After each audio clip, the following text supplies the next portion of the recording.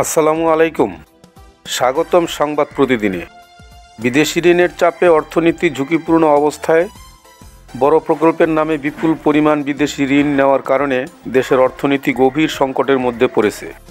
অন্তর্বর্তী সরকারের শ্বেতপত্রের তথ্য অনুযায়ী 2028 সালের মধ্যে ঋণ পরিশোধের খরচ 3 গুণ বৃদ্ধি পাবে।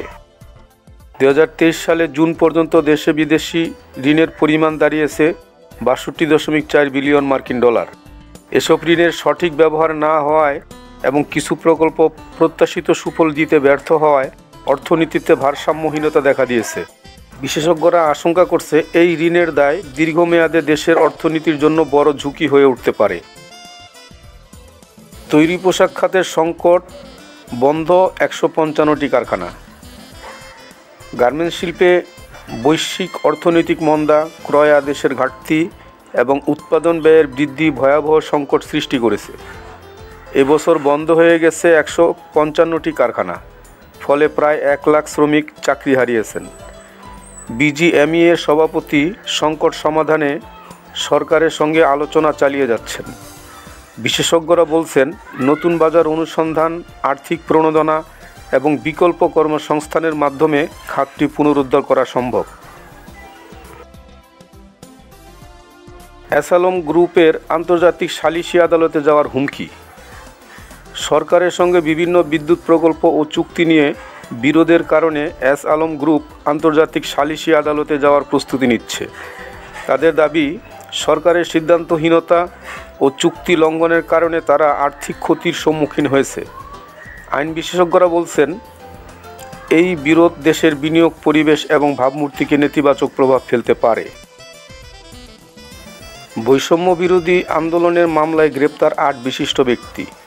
বৈষম্য বিরোধী ছাত্র আন্দোলনের সময়ে বিভিন্ন ঘটনায় দায়ের করা 4 মামলায় সাবেক উপদেষ্টা সালমান এফ রহমান সহ 8 জনকে গ্রেপ্তার দেখানোর আবেদন মঞ্জুর করেছে আদালত। তাদের বিরুদ্ধে হত্যাচেষ্টা, হত্যা এবং সহিংসতার অভিযোগে মামলাগুলো বিচারাধীন অবস্থায় থাকায় আইনি প্রক্রিয়া আরও তীব্র হওয়ার সম্ভাবনা রয়েছে।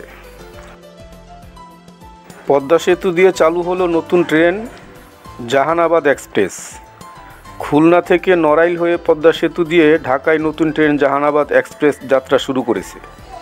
মাত্র পৌনে 4 ঘন্টায় যাত্রীদের গন্তব্যে পৌঁছে দেওয়ার ফলে দক্ষিণাঞ্চলের মানুষ সময় ও অর্থ সাশ্রয়ে উপকৃত হবেন।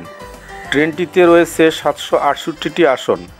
নতুন এই রুটে চালুর মাধ্যমে দক্ষিণাঞ্চলে যাতায়াতের নতুন দিগন্তের সূচনা হয়েছে। বেক্সিমকোর 15টি গার্মেন্টস কারখানা বন্ধ, বিপাকে 40,000 শ্রমিক। গাজীপুরের মামুননগরে বেক্সিমকোর 15টি কারখানা বন্ধ হওয়ায় চাকরি হারিয়েছেন 40,000 শ্রমিক। কাঁচামাল আমদানিতে জটিলতা এবং উৎপাদন ব্যয় বৃদ্ধির এর কারণ বলে জানিয়েছে প্রতিষ্ঠানটি। শ্রমিকরা বকেয়া পাওনার জন্য আন্দোলন করছে। বিশেষজ্ঞরা বলছেন, কারখানা চালু রাখতে প্রশাসক নিয়োগ বা বিকল্প ব্যবস্থা নেওয়া জরুরি। রাজুকের সিদ্ধান্ত মোতাবেক মধুমতি মডেল টাউনের উচ্ছেদ অভিযান পরিচালনা করবে সাভারের মধুমতি মডেল টাউন, যা এখন নান্দনিক হাউজিং নামে পরিচিত। চলতি সপ্তাহে উচ্ছেদ কার্যক্রম শুরু করবে রাজুক। উচ্চ আদালত এই প্রকল্পকে অবৈধ ঘোষণা করে জলাভূমি পুনরুদ্ধারের নির্দেশ দিয়েছে। উচ্ছেদ বন্ধের দাবিতে স্থানীয়রা আন্দোলন করলেও রাজুক জানিয়েছে, আদালতের নির্দেশ অনুযায়ী কার্যক্রম পরিচালিত হবে। মাইকিং করে বাসিন্দাদের সরিয়ে নেওয়া হবে এবং দ্রুত জলাভূমি পুনরুদ্ধারের কাজ শুরু হবে।